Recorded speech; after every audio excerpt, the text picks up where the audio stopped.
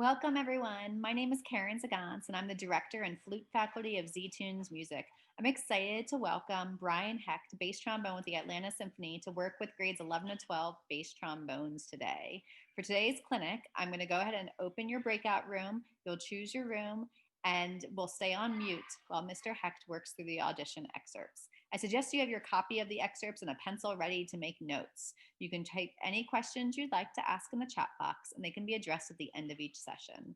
I want to thank Mr. Hecht and all the students for attending these valuable workshops. They will be recorded, and you can refer back to them as often as needed. Look out for more communication from Z-Tunes on lessons and upcoming clinics for Allstate and more. Your room is now open. Off to you, Mr. Hecht. All right, we're going to get started on the GMEA 2020-2021 All-State Band Etudes. We're first going to start talking about the Adagio Molto Espressivo one, and then move on to the Presto Risoluto.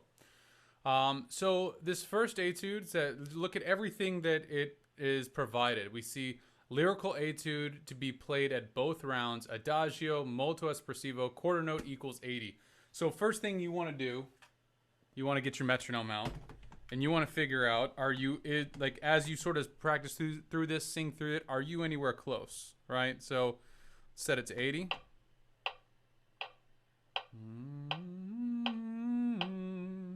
I recommend practicing this one with a metronome a lot at the beginning, because one of the biggest sort of pitfalls in practicing any new music is going to be learning it too fast or too slow. I can't tell you how many times I've talked to high school kids working on these all-state etudes in different states, and it's like, hey, you realize you're playing that like 20 beats per minute too fast? And they just don't realize.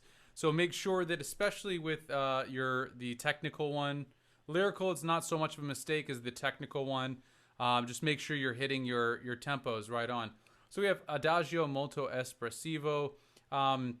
Let's keep this one really smooth. Follow the phrase markings, not too fast, but very expressive. So whenever I see this indication, molto espressivo, it automatically makes me think, okay, what can I do with my dynamics to be more expressive? So I encourage you to explore your dynamic choices here, and don't just play what's on the page. And I'm going to show you how you can sort of change things up a bit, because right now we have mezzo piano at the very beginning, and then 1, 2, 3, 4, 5 bars later you have a crescendo. Now for those first 5 bars, I mean, if I just played it as written, this is what it would sound like.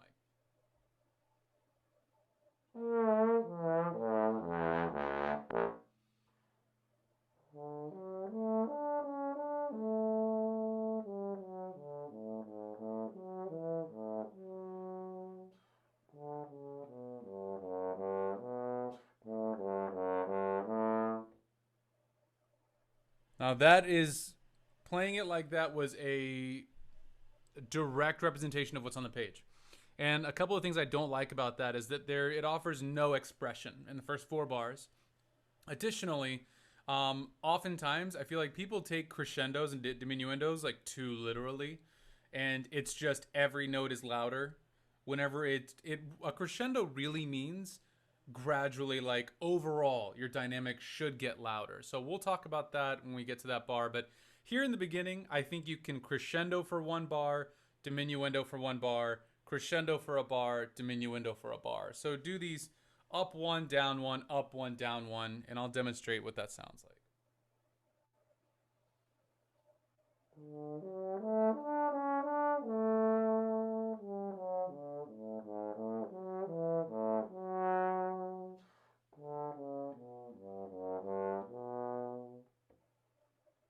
So I'm leading the first bar to the downbeat A natural. That's going to be the peak of my first phrase.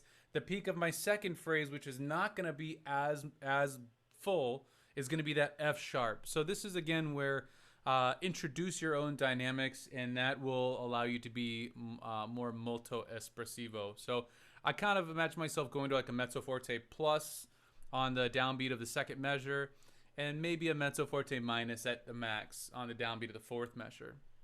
Now this crescendo we have here in bars 5 and 6, I'm going to play it for you as strict as possible with every note getting louder. Let me show you what it would sound like.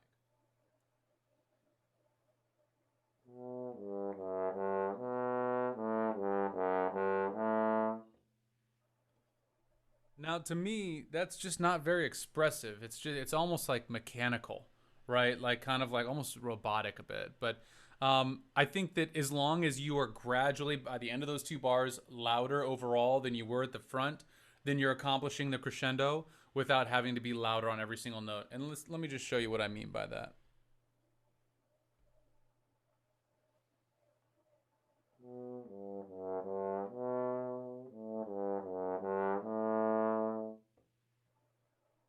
So I did a gradual crescendo where you kind of notice I did a dip in the dynamic and then a push at the end of each bar. The push at the end of the second bar, bar 6, was louder than the push at the end of bar 5. So there's my crescendo right there. Once I arrive at bar 7, I will be at forte, picking up right where I left off with that push at the end of bar 6. So let me play the first line for you.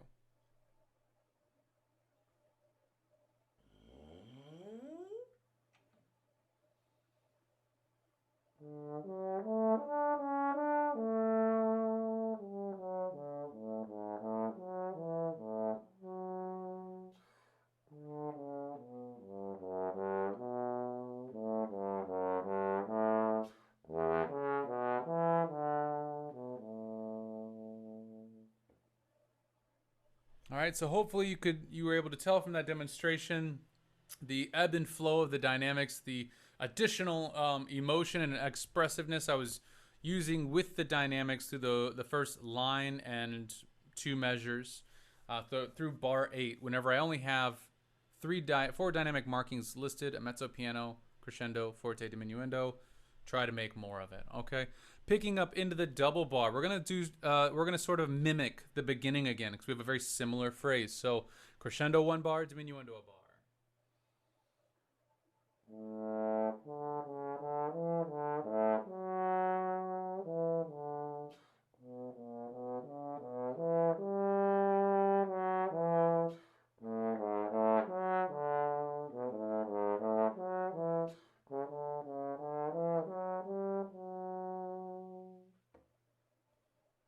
We have our dynamics laid out for us starting in bar 11, 12, and 13. So I'm going to go ahead and stick to that. In 13 and 14, those are both going to be forte. Okay. But it doesn't have to stay forte. And I'll show you again what I mean. I just want to reiterate this point over and over today. Really get this one to stick. Whenever I see forte for 2 bars, this is what it would sound like if I took it too literally.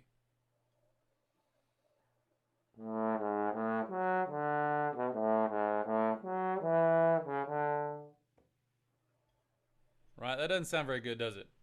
It just sounds like completely devoid of any sort of emotion or anything. It's just, well, I did what's on the page. But it's beatable, right? It's beatable. So let's make it a little less beatable. Let's add some emotion to it, more dynamic contrast.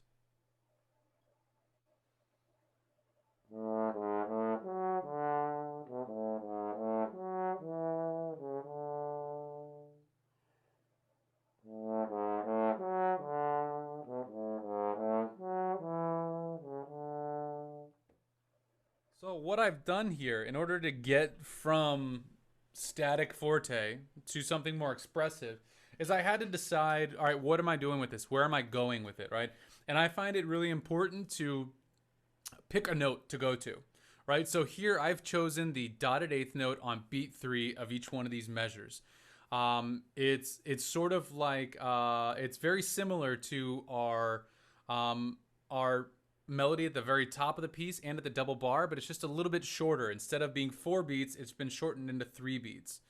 And so I sort of do a little crescendo to that D natural, beat 3, bar 13, come off of it, do a crescendo again in bar 14 to beat 3, E natural, and then I'll do a diminuendo to mezzo piano marked 2 bars later.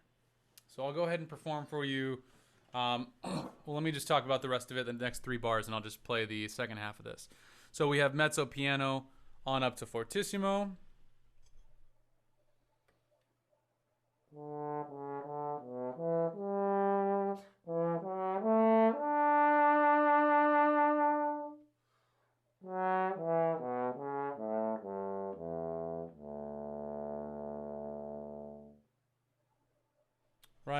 What we don't get is, I think there definitely needs to be a diminuendo here in the last two bars.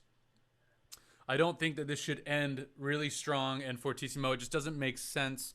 It feels like we've reached a climactic moment. Let it end peacefully. So I put a big 2-bar diminuendo there to accompany the ritardando al fine. I like to use my second valve. So you have an independent as well. That means this second valve, you can use it plenty. I like to use my second valve for that B natural in bar 17, 14, 15, 16, 17. Because I'm right there in fourth position anyway. So the B natural is second valve flat 3. Kind of like where your low E flat is with your first valve. So let me show you. I'm just going to demonstrate that.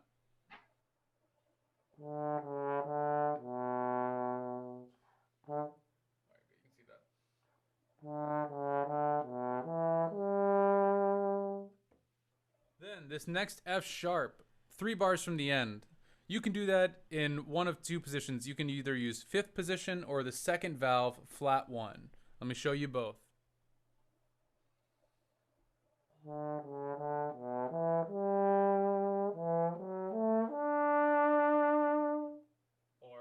that was second valve flat 1. Here's fifth.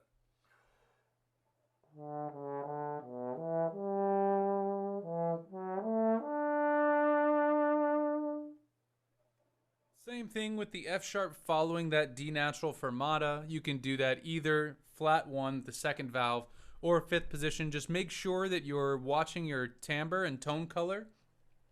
The flat first, second valve at that high of a in the harmonic series, it can get a little nasally sounding, and probably when you first try it, it will be just a little pinched off. But you do some long tones, relax that airstream, open up your vowel shape, and you should be able to get some good color on that sound to match the fifth position. So I'm going to go ahead and play this whole etude for you, and if you have any questions, just let me know.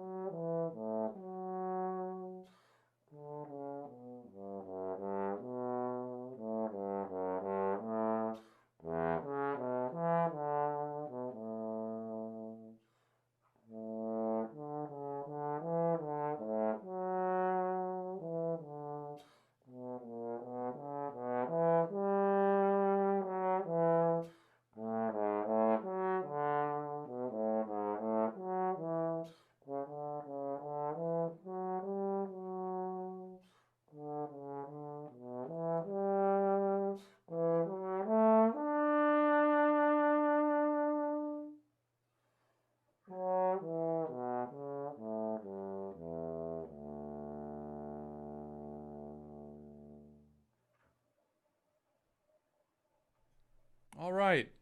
Any questions? Yes, sir. All right. Let's move on to the technical etude here, the presto risoluto. So we see technical etude bracketed portion to be played at first round, entire etude at final round. So as you're preparing this, don't just assume that you're going to play the whole thing. Assume you're going to make it to the final round. Even though you don't need this for the first round, practicing the whole thing helps you sort of set up your dynamic variations from the get-go and helps you figure out some patterns in your dynamics that will be echoed later in this etude. So again, practice it from top to bottom, even if you don't make it past the first round in preparation for it. I mean, the first little bracketed bit's only 8 measures anyways. I don't think that's, very challenging. So I encourage you to challenge yourself and practice the whole thing. So what's going to be important about this second etude is bringing out the different articulation markings. You'll see we have accented notes, we have staccato notes, we have some legato notes, and I don't see any tenutos. That's just in the freshman sophomore version. So what you want to do is we have 3 different articulations here. You want to make sure that you understand the difference between each one and that you can demonstrate the difference between each one. So let's talk about the first one of the piece, the accent. The accent is going to be, it's all about note shape. Your accent, you want to shape that note just like the shape of the accent. big at the front and taper through the body of the note. Boom, boom. So you get almost like a timpani hit on those notes. Even though it's short, you don't want a tenuto would be sort of full dynamic all the way through. This accented is going to be tapered and full value. The staccatos, though, are too often taught to mean short. Staccato does not mean short. It means separated. So as long as there is daylight between your notes, you're accomplishing staccato. The pitfall here on this type of marking is students will play this too pecky. It'll end up being like this.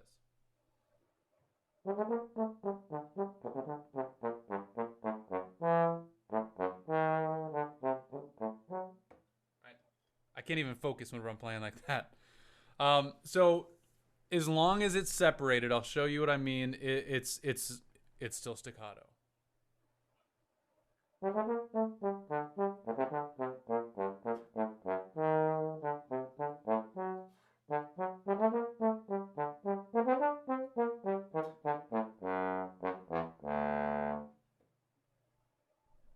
That is still a very good staccato. What I like about that form of staccato is with more body of note, there's more opportunity for pitch to come through and for a nice melody to be heard.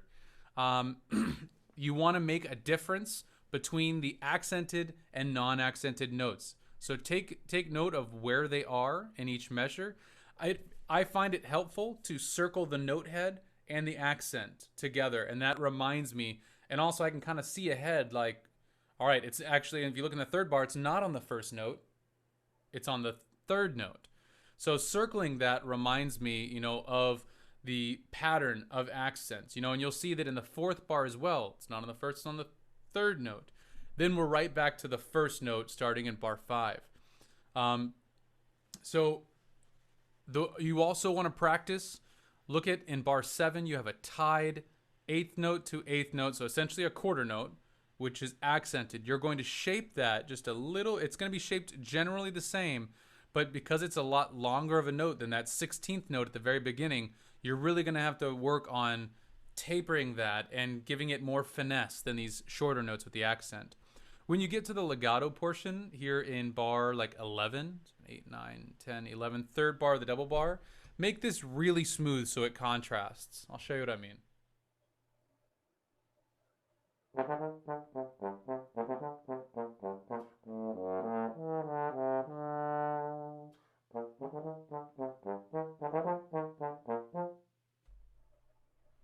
By doing that and not having too hard of a legato tongue, we can get a nice contrast there and really bring out the differences. I like to play that F sharp in second valve flat first instead of going out to fifth. Don't use tongue whenever you cross partials. It's called a natural slur. Are you familiar with natural slurring? A little. Okay, so a natural slur is like the king of slurs, right? It's the best slur you can possibly have. It is tongue doing nothing, just chilling on the floor of your mouth like a couch potato, and it's all just air sliding lips, right? So like a lip slur is like, right.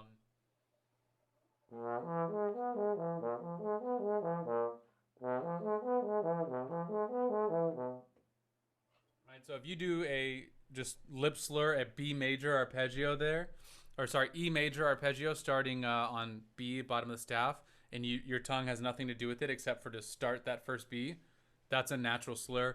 Use those when you play legato, especially in that first etude. Use those as much as you can. Only use your tongue when you're slurring within the partial, okay? Like, for instance, like a horn player or a trumpet player, their legato is all natural slurring, all right? We just have that crutch of, like, we have to use a legato tongue whenever we're within the partial. Okay, let's get back to the technical etude here. We have a fermata on the third line, and then we have a little bit of a recap. If you look in bar 20, make sure that that third note D natural is not staccato. So you need to make it just a little bit longer than the 2 preceding eighth notes, like this.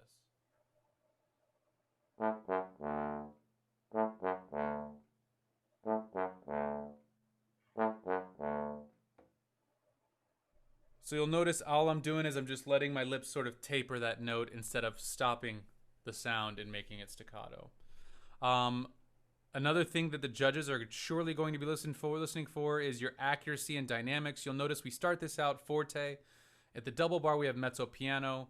At bar 16, we have forte again. And bar 20, in the end of 20, is the softest we are in the entire piece with a piano. Now, basically, what they're looking for is, can you have crisp, clean articulations in all dynamics? Okay, so as you work on this, be sure that you add some articulation exercises from Arbon's or whatever technical study book you work out of. Find some technical studies or some articulation studies, or create some of your own, and work on them at different dynamics, at varying dynamics. And this will really help you with the execution of this etude here. Whenever I get down to piano and I have to really get crisp, clear articulations, I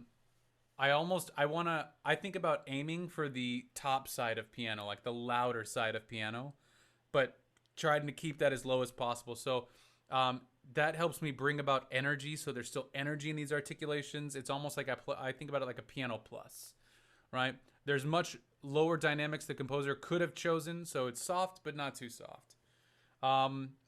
I'll go ahead and play this etude for you.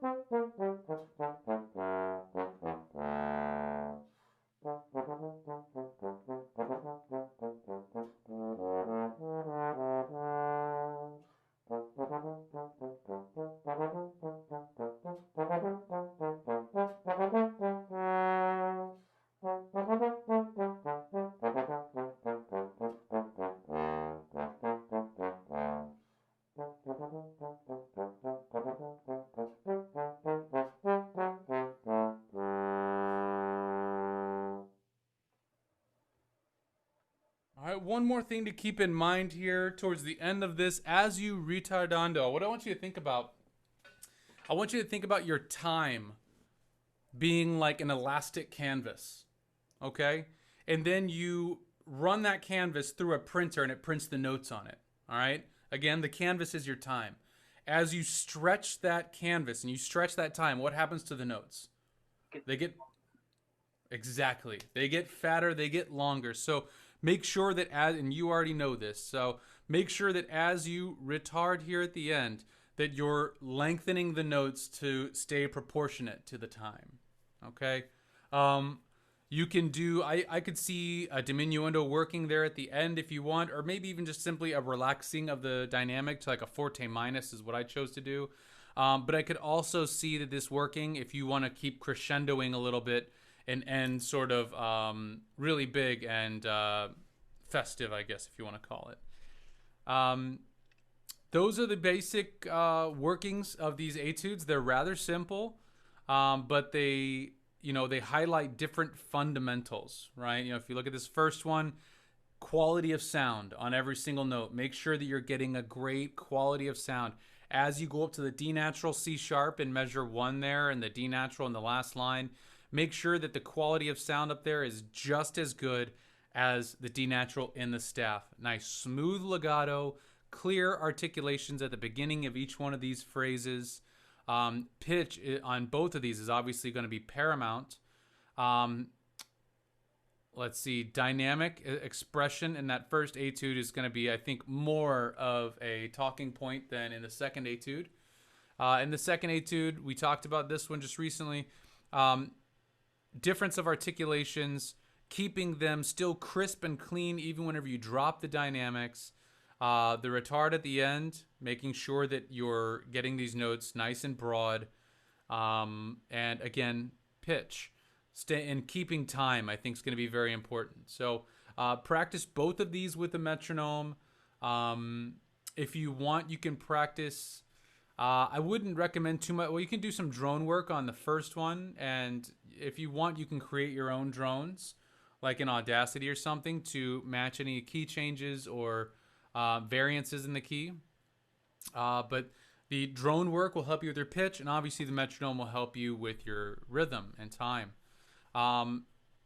There's an exercise in the Arbans that'll be great for your articulation. I think it's on like page 32 or something like that. I can't remember. I'm not gonna waste time finding it. I changed my mind. I think it's important. But it goes yum ba ba bum bum bum bum. Page 35, number 19. I'm glad I looked. That's in the Bowman edition. If you don't have this one, just look it up. It looks like this. Bum ba ba bum bum bum ba ba bum bum bum ba ba bum bum bum. That's my favorite one in there. What's that? That's my favorite one in there. Yep. It's used all the time. So that'll be great for articulation. There's also some variations after that. I think number 19, 20, and 21 are all great with different types of articulations. What I encourage you to do is like take number 19 and put an accent on the first beat and staccatos on the next two beats, right? So exactly what you're going to need to do here in this second etude. And then put in the different dynamics like in this etude. So make yourself play the whole thing forte, then the whole thing mezzo piano, the whole thing piano, maybe the whole thing mezzo forte, and see if you can really get like a really different dynamic for each marking and keep the clarity in your articulations. I think that'll lead to a higher level of success for this etude. All right, bud, that's pretty much it. Do you have any questions? Not really. All right. So you've got a couple of weeks before the audition. I believe it's in end of November. Is that right? I think it's in December. In December. Okay, even better. Record yourself a lot. I'm available for lessons if you'd like, virtually, or actually I prefer virtually, especially as cases are starting to go up. And also I encourage you, please check out Slide School, www.slide-school.com. Have you heard of it? I've seen you advertise it. It's it's our online trombone community. We do lots of master classes every week. We also, I think one of the big benefits is that we upload practice packets, right? So every time I do a class, like I just did a class on daily routines and fundamentals. Everything I worked through in that class, I then posted it as a packet. For instance, Nathan is working on the Saint-Saëns Cavatine this week for tenors. He posted a 68-page packet on how to work on the solo. So it's stuff that you can really print off, keep on your stand, and work on regularly. Additionally, this next month, we're going to have George Curran as our guest artist. Actually, in just a couple of days, on November 3rd, he'll be our guest artist. So if you want to come check out George Curran play and teach, I recommend you join us and just check out our website, slide-school.com. And let me know if you have any questions about that. You can contact me on Instagram or Facebook. Instagram is probably easiest. So, all right, man. Well, if you don't have any other questions, I'll let you go. And thanks for coming. I hope you have a great night. Thank you. Take care, bud.